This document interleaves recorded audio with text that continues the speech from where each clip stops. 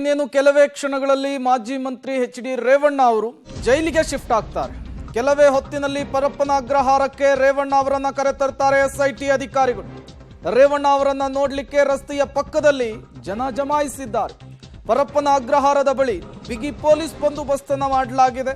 ಯಾವುದೇ ಅಹಿತಕರ ಘಟನೆಗಳಾಗಬಾರದು ಅಂತ ಕಾರಣ ಬ್ಯಾರಿಕೇಡ್ ಅನ್ನು ಹಾಕಿ ಪೊಲೀಸರಿಂದ ಭದ್ರತೆಯನ್ನು ಕೂಡ ಹೆಚ್ಚಿಸಲಾಗಿದೆ. ನೀವು ಕೂಡ ಎರಡು ವಿಜುವಲ್ಸ್ ಅನ್ನ ಸ್ಕ್ರೀನ್ ಮೇಲೆ ಗಮನಿಸ್ತಾ ಇದ್ದೀರಿ. ಒಂದು ಕಡೆ ಎಚ್.ಡಿ. ರೇವಣ್ಣ ಅವರನ್ನ ಕರೆದುಕೊಂಡು ಹೋಗ್ತಾ ಇರುವಂತಹದ್ದು, ಮತ್ತೊಂದು ಕಡೆ ಭದ್ರತೆ ಯಾವ ರೀತಿ ಇದೆ ಅನ್ನೋದನ್ನ ಇನ್ನೇನು ಕೆಲವೇ ಕ್ಷಣಗಳಲ್ಲಿ ಎಚ್.ಡಿ. ರೇವಣ್ಣ ಅವರನ್ನ ಪರಪ್ಪನ ಅಗ್ರಹಾರದ ಬಳಿ ಕರೆತಂದಿದ್ದಾರೆ. ಇನ್ನೇನು ಕೆಲವೇ ಕ್ಷಣಗಳಲ್ಲಿ ಅಲ್ಲಿರುವಂತಹ ಎಲ್ಲ ಫಾರ್ಮ್ಯಾಲಿಟೀಸ್ ಪ್ರಕ್ರಿಯೆಗಳನ್ನು ಮುಗಿಸ್ಕೊಂಡು ಅವರನ್ನ ಜೈಲಿಗೆ ಶಿಫ್ಟ್ ಮಾಡುವಂತಹ ಕೆಲಸ ಆಗುತ್ತೆ. ವಿಚಾರಣಾಧೀನ ಕೈದಿ ಈಗ ಅವರಿಗೆ ಒಂದು ನಂಬರನ್ನು ಕೂಡ ಕೊಡಲಾಗುತ್ತೆ. ತದನಂತರ ಅವರ ಹೆಲ್ತ್ ವಿಚಾರಕ್ಕೆ ಸಂಬಂಧಪಟ್ಟಂತೆ ಒಂದು ರಿಪೋರ್ಟ್ ಸಿಗುತ್ತೆ. ಅದಾದ ಮೇಲೆ ಅವರನ್ನ ಜೈಲಿಗೆ ಶಿಫ್ಟ್ ಮಾಡುವಂತಹ ಕೆಲಸ ಆಗುತ್ತೆ. 7 ದಿನಗಳ ಕಾಲ ನ್ಯಾಯಾಂಗ ಬಂಧನದಲ್ಲಿಯೇ ಎಚ್.ಡಿ. ರೇವಣ್ಣನವರು ಇರಬೇಕಾಗುತ್ತೆ. ನಾಳೆ ಒಂದು ವೇಳೆ ರೆಗ್ಯುಲರ್ ಬೇಲ್ ಸಿಕ್ಕಿದ್ದೇ ಆದರೆ ಅವರಿಗೆ ಈ ನ್ಯಾಯಾಂಗ ಬಂಧನದಿಂದ ಮುಕ್ತಿ ಸಿಗುತ್ತೆ. ಇಲ್ಲದೆ ಹೋದರೆ 7 ದಿನಗಳ ಕಾಲ ಮತ್ತೆ ನ್ಯಾಯಾಂಗ ಬಂಧನದಲ್ಲಿರಬೇಕು. ಅದಾದ ಮೇಲೆ ಮತ್ತೆ ನ್ಯಾಯಾಧೀಶರ ಎದುರು ಅವರನ್ನು ಹಾಜರುಪಡಿಸಬೇಕು. ಅವರು ನ್ಯಾಯಾಂಗ ಬಂಧನವೇ ಕಂಟಿನ್ಯೂ ಆಗಲಿ ಅಂತ ಹೇಳ್ಬೋದು, ಅಥವಾ ಮತ್ತೆ ಎಸ್ಐಟಿ ಕಸ್ಟಡಿ ಕೊಡುವಂತಹ ಸಾಧ್ಯತೆಯೂ ಕೂಡ ಇರುತ್ತೆ. ಎಲ್ಲವೂ ಕೂಡ ಮುಂದಿನ ದಿನಗಳಲ್ಲಾಗುವಂತಹ ಬೆಳವಣಿಗೆಗಳು. ನಾಳೆ ಜಾಮೀನಿನ ಭವಿಷ್ಯ ಅಂತೂ ನಿರ್ಧಾರ ಆಗುತ್ತೆ. ನಾಳೆ ರೆಗ್ಯುಲರ್ ಬೇಲ್ಗೆ ಅವರ ಪರ ವಕೀಲರು ಅಪ್ಲೈಯನ್ನು ಕೂಡ ಮಾಡಿಕೊಂಡಿರುವಂಥದ್ದು. ಇವತ್ತು ಎಸ್ಐಟಿ ತನಿಖೆ ಮುಗಿದಿದೆ. ನ್ಯಾಯಾಧೀಶರು ಕೊಟ್ಟಂತಹ ಗಡುವು ಎಂಡ್ ಆಗಿದೆ. ಹಾಗಾಗಿ ಇವತ್ತು ನ್ಯಾಯಾಧೀಶರ ಮುಂದೆ ಅವರನ್ನು ಸಿಟಿ ಸಿವಿಲ್ ಕೋರ್ಟ್ಗೆ ಹಾಜರುಪಡಿಸಲಾಗಿತ್ತು. 7 ದಿನಗಳ ಕಾಲ ನ್ಯಾಯಾಂಗ ಬಂಧನಕ್ಕೆ ಅವರನ್ನು ವಿಧಿಸಿ ಮಾನ್ಯ ನ್ಯಾಯಾಧೀಶರು ಆದೇಶವನ್ನು ಹೊರಡಿಸಿದ್ರು.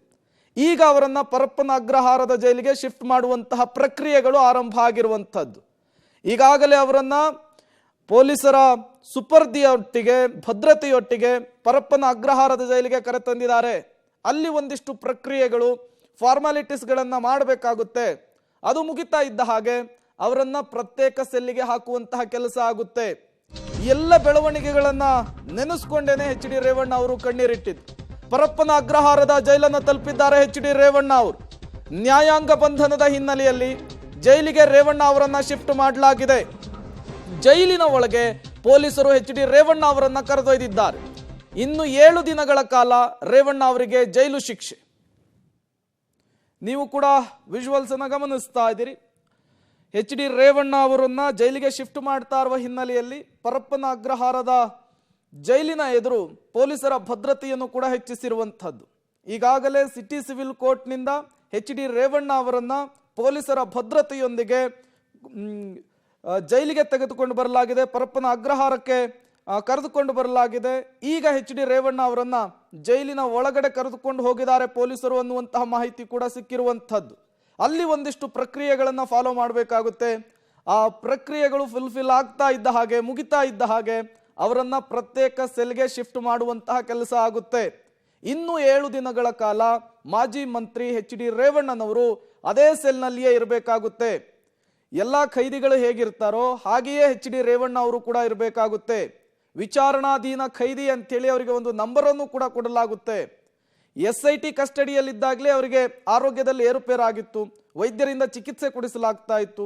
ಈಗ ಅಲ್ಲೂ ಕೂಡ ವೈದ್ಯರಿಂದ ಚಿಕಿತ್ಸೆಯನ್ನು ಕೊಡಿಸ್ಲಿಕ್ಕೆ ಬೇಕಾದಂತಹ ಸಿದ್ಧತೆಗಳನ್ನು ಪೊಲೀಸರು ಮಾಡ್ಕೊಂಡಿರ್ತಾರೆ. ಅಂತ ತುಂಬ ಇದು ಆದಾಗ ಮಾತ್ರ ಆಸ್ಪತ್ರೆಗೆ ಶಿಫ್ಟ್ ಮಾಡುವಂತಹ ಸಾಧ್ಯತೆಗಳು ಕೂಡ ಇರುತ್ತೆ.